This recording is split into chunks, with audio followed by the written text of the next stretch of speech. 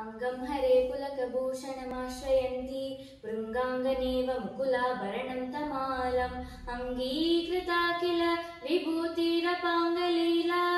माङ्गल्यदास्तु मम मङ्गलदेवताय मुग्धा मुहुर्विदधति वदने मुरारे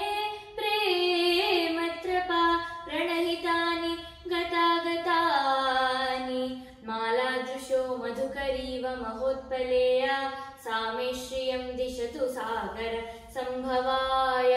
आमीलिताक्षमधिगम्य मुदा मुकुन्दम् आनन्दकन्दमनिमेषमनङ्गतन्त्रम् आकेकरस्थितकनि विकपक्ष्मनेत्रम् भूत्यैव वेन्मम भुजङ्गशयाङ्गनाय बाह्वन्तरे मधुजितः श्रितकौस्तुभेया हारावलीव हरिनीलमयी विभाति कामप्रदा भगवतोऽपि कटाक्षमाला कल्याणमावहतु मे कमलालयाय कालाम्बुदारि ललितोरसिकैटभारे धाराधरे स्फुरति या तटिदङ्गनेव मातुः समस्त जगतां महनीयमूर्ति भद्राणि मे दिशतु भार्गवनन्दनाय प्राप्तं पदं प्रथमतः खलु यत्प्रभावात् माङ्गल्यभाजि मधुमातिनि मन्मथेन मय्यापते तदिहमन्तरमीक्षणार्धं मन्दालसं च मकरालय कन्यकाय विश्वामरेन्द्रपदविभ्रमदानदक्षम् आनन्दहेतुरधिकं मुरविद्विषोऽपि ईशन्निषीधतु मयि क्षणम् ईक्षणार्धम् इन्दीवरोदर सहोदर विन्दिराय इष्टाविशिष्टमतयोऽपि ययार्दयार्द्रा दृष्ट्या त्रिविष्टपपदं सुलभं लभं ते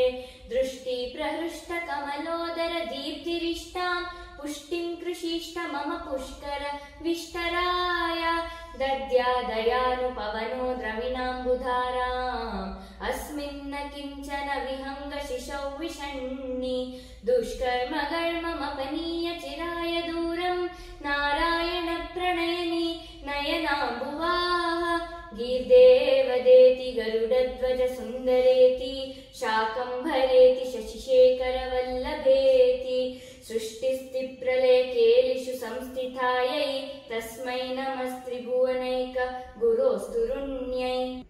श्रुत्यै नमोऽस्तु शुभकर्मफलप्रसूत्यै रत्यै नमोऽस्तु रमणीयगुणार्णवायै शक्त्यै नमोऽस्तु शतपत्रनिकेतनायै पुष्टै नमोऽस्तु पुरुषोत्तम वल्लभायै नमोऽस्तु नालीकनिभाननायै नमोऽस्तु दुग्धोदधि जन्मभूमै नमोऽस्तु सोमामृतसोदरायै नमोऽस्तु नारायण वल्लभायै नमोऽस्तु हेमाम्बुजपीठिकायै नमोऽस्तु भूमण्डलनायिकायै नमोऽस्तु देवादिदयापरायै नमोऽस्तु शारङ्गायुधवल्लभायै नमोऽस्तु देव्यै भृगुनन्दनायै नमोऽस्तु विष्णोरुरसिस्थितायै नमोऽस्तु लक्ष्म्यै कमलालयायै नमोऽस्तु दामोदरवल्लभायै नमोऽस्तु कान्त्यै कमलेक्षणायै नमोऽस्तु भूत्यै भुवनप्रसूत्यै नमोऽस्तु देवादिभिरर्चितायै नमोऽस्तु नन्दात्मजवल्लभायै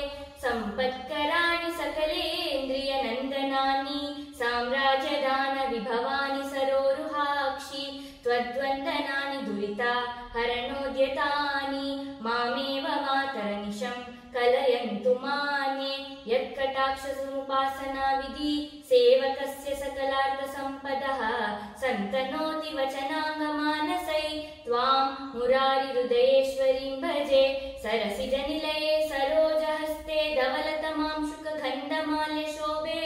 भगवति हरिवल्लभे मनोज्ञे त्रिभुवनभूतिकरी प्रसीद मह्यं दिग्धस्तिभिः कनककुम्भमुखावसृष्टा स्वर्वाह विमलचारुजलप्लुताङ्गीं प्रार्थन्नमामि जगतां जननीमशेष लोकादिनाथ गृहिणीम् अमृताब्धिपुत्रीं कमले कमलाक्षवल्लभे त्वं करुणापूरतरङ्गितैरपाङ्गैः अवलोकय माम किञ्चनानां प्रथमं पात्रं कृत्रिमं दयाः देवी प्रसीद जगदीश्वरि लोकमाते कल्याणगात्रि कमले क्षणजीवनाते दारिद्र्य भीतिहृदयं शरणागतं माम् आलोकय प्रतिदिनं सदैरपाङ्गैः स्तुवन्ति ये स्तुतिभिर्द्विहिरन्वहं त्रयीमयीं त्रिभुवनमातरं रमां गुणाधिका गुरुतर भाग्यभाजिना भवन्ति ते बुधभाविताशयाः इति श्रीमच्छङ्कराचार्यकृत श्रीकनकधारस्तोत्रं सम्पूर्णम्।